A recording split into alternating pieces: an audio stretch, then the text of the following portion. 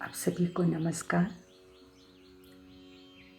आज एक बच्चे ने यानी एक युवा ने मुझसे प्रश्न पूछा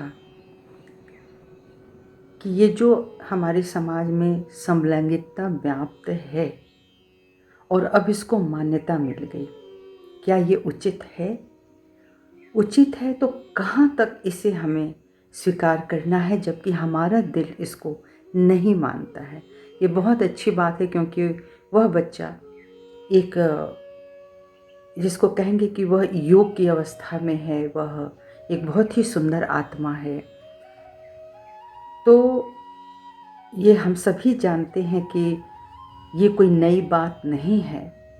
हमारे इतिहास में भी इस तरह की चीज़ें हैं जब लोग छुप छुप के इस कार्य को करते आए हैं, अभी भी करते हैं, लेकिन वास्तव में ये सही नहीं है। भले ही इसको मान्यता मिल गई हो और पाश्चात्य जगत से उठते ये आज भारतवर्ष में पूरी तरह से फैल गया और ये अभी अधिकार मिल गया कि हम जो भी कर रहे हैं वो सही कर रहे हैं। लेकिन वास्तव में देखा जाए तो ये एक बाई नाड़ी का दोष है, भूतकालीन दोष है, भूत बाधाएं हैं इसके भीतर।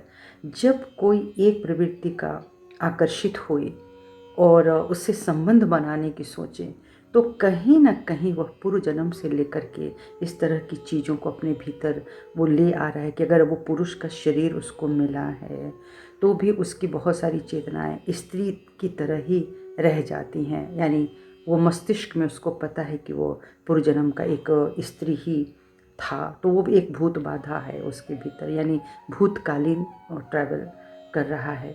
उसे कुछ याद रह गया है, उसका वो आकर्षण याद रह गया है। दूसरा भी वो सेम उसके साथ भी यही गति है कि वह चाहे वो स्त्री शरीर में है या पुरुष शरीर में है तो उसको अपने पिछले समय की चीज़ें याद हैं, या इसी समय इसी जन्म में कुछ ऐसी बाधाएं उसके भीतर प्रविष्ट कर गईं कि वह अपने को एक दूसरी ही स्थिति में स्वीकार करता है, दूसरे ही तरह के सेक्स में अपने को स्वीकार करता है।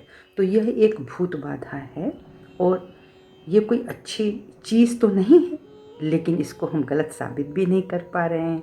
लेकिन ये तय है कि गलत है, तभी तो साबित करना पड़ रहा है कि हम गलत नहीं हैं।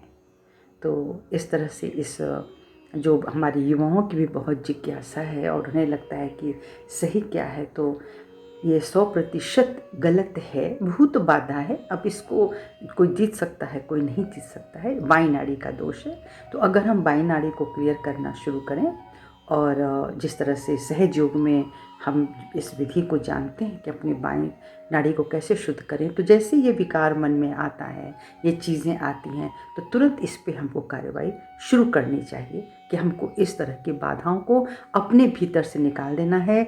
जो शरीर मुझे मिला है, जिससे संबंधित हमारा मन है, तो उसको ही स्वीकार करना है, क्योंकि आत्मा न तो स्त्री है न तो पुरुष है। लेकिन जब ईश्वर ने हमें वह जन्म दिया है, उस तरह की स्थिति प्रदान की है, तो हमें उसको स्वीकार भी करना है और उसका मान भी करना है। सभी को मेरा प्रणाम।